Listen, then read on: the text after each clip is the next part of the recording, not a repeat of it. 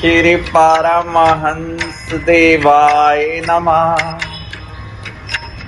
आज प्रातः काल से ही प्राण प्रीतम पंचम पातशाही भगवान जी की मीठी मीठी याद।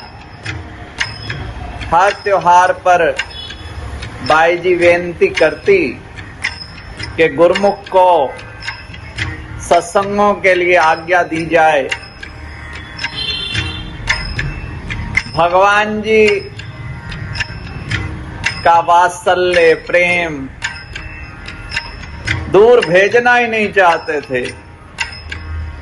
खेती वर्कशॉप में सेवा थी, लेबर पेमेंट हिसाब किताब। कहते गुरुमुख मानू 4 लेबर भेज दे खेती वर्कशॉप तो इनकी सेवा वास्ते।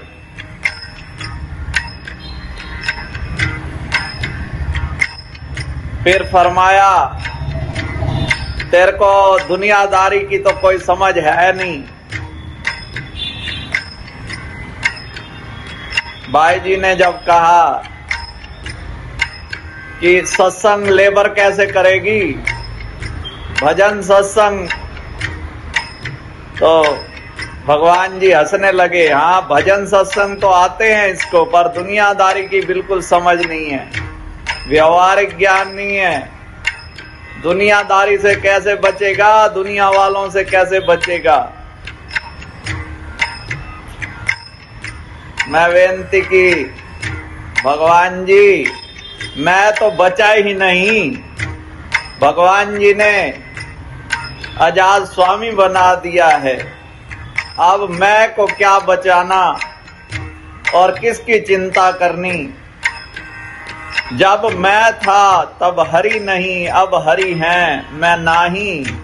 प्रेम गली अति साकरी, या में दो ना समाई।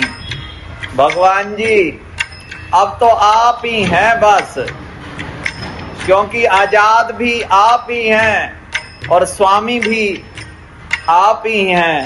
क्योंकि भगवान जी के अतिरिक्त इस सृष्टि में आजाद तो कोई हो ही नहीं सकता, स्वामी तो कोई हो ही नहीं सकता, सब सेवक हैं। आजाद आप हैं, स्वामी आप हैं।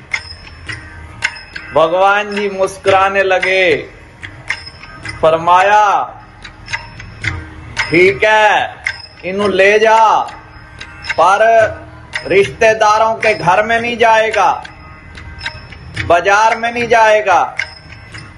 कोई विशेष सत्संग हो तो केवल सत्संग के लिए जा सकता है, बाकी जिसकी गरज हो, जिसको मिलना हो, कुटिया में आके इससे मिल जाओ।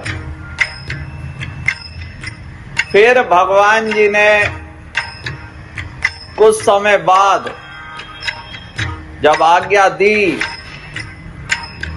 तो यहां गुरुग्राम के दंत चिकित्सक डॉक्टर PS बावा भगवान जी की निजी सेवा किया करते थे।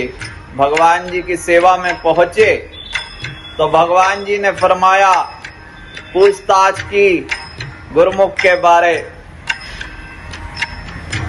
तो डॉक्टर जी ने कहा वो तो कुटिया से बाहर ही नहीं निकलते, बस कुटिया में ही अपना आरती पूजा सेवा सत्संग। भगवान जी ने कहा यही तरीका है उत्तम कुटिया में निवास का, हमने ही उसे आदेश दिया था। और भगवान जी ने बहुत सारा आशीर्वाद, प्रसन्नता और प्रसाद देकर डॉक्टर जी को, आजाद स्वामी को निहाल किया। श्री परमहंस शरणम गच्छामि।